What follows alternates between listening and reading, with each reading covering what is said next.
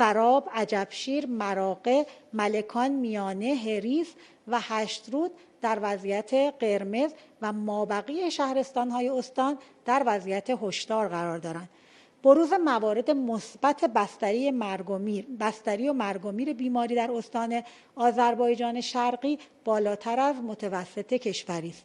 در حال حاضر تعداد 1110 بیمار مبتلا به کووید 19 در بیمارستان‌ها و مراکز درمانی استان آذربایجان شرقی بستری هستند که تعداد 235 نفر از این عزیزان به دلیل شرایط بالینی نامناسب در بخش مراقبت‌های ویژه حضور دارند. طبق آخرین بررسی‌های صورت پذیرفته میزان رعایت پروتکل‌های بهداشتی در استان آذربایجان شرقی 62.5% گزارش شده است که کمترین میزان رعایت در نانوایی‌ها، رستوران‌ها و خاربار فروشی‌های استان میباشد. میزان استفاده از ماسک توسط مردم استان آذربایجان شرقی در مراکز و اماکن عمومی 53% و در وسایط نقلیه عمومی 50% گزارش شده است.